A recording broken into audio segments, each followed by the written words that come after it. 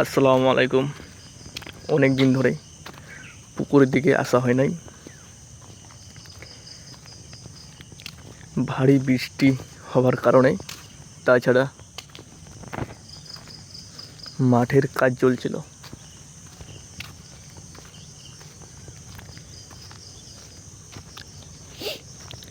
আমাদের তো মাঠের কাজ পাড়ায় শেষের দিকে, আলহামদুলিল্লাহ।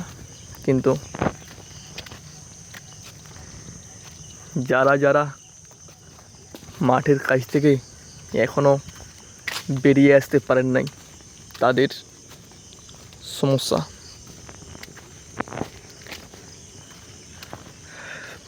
ফার্স্ট কথা হচ্ছে বৃষ্টি তো ডেলি হচ্ছে বলা চলে। প্রত্যেক দিন সন্ধ্যায় দিন করে মানে বৃষ্টি লাগাতার চলছে। দ্বিতীয় কথা হচ্ছে ভুট্টা যে আছে, ভুট্টার ক্ষেতে জল লেগে আছে। আর ভুট্টার ক্ষেতে জল লাগা মানে কাজ করার প্রচুর সমস্যা। এই কারণে এক নম্বর কথা হচ্ছে যে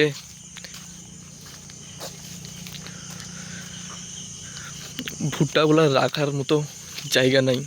এক্সট্রাভাবে আগে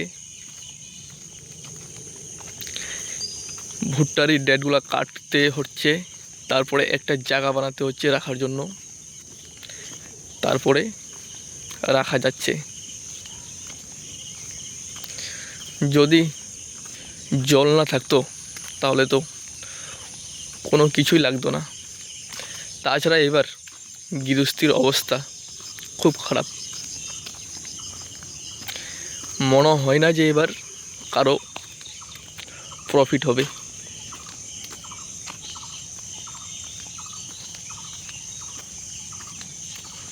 দেখেন, এই আমের গাছের মধ্যে কয়েকটা ভালো ভালো আম আছে। যতগুলা গাছ আছে সবগুলাই আমের গাছ, যতগুলো আছে। কিন্তু সব গাছের মধ্যে আম দেখছি না। এই গাছের মধ্যে শুধু আম দেখতে পেলাম। তো ব্যাপার হচ্ছে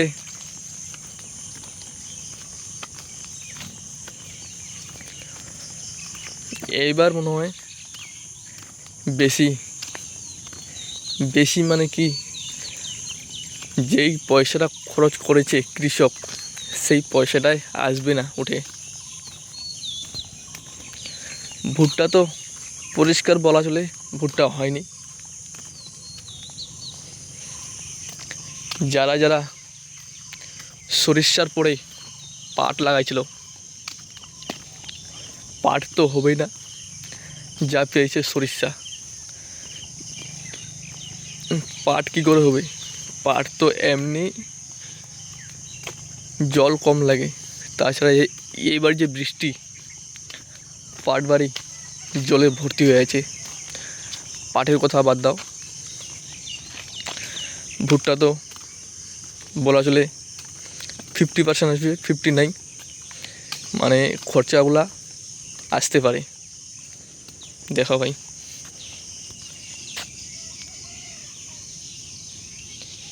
এই যে এইগুলো আসছে কিনা, এগুলো সব ভুট্টা বাড়ি থেকে আসছে।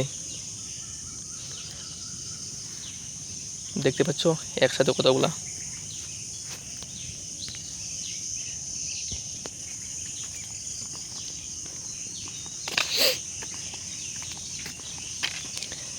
এখন যারা যারা ধান লাগিয়েছে, ধানের অবস্থাও অত ভালো নাই।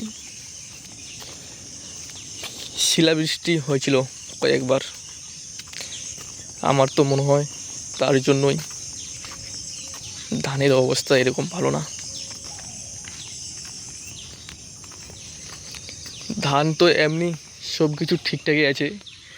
বৃষ্টি তো মেঘের বৃষ্টি পাইছে, সব কিছু ঠিকঠাক আছে।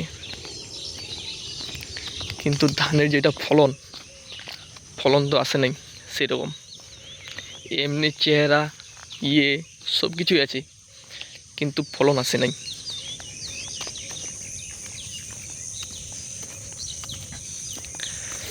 একটু কষ্ট করে ভিডিওটা দেখলেন। নেক্সট আপডেট এর পরের ভিডিওতে দেব।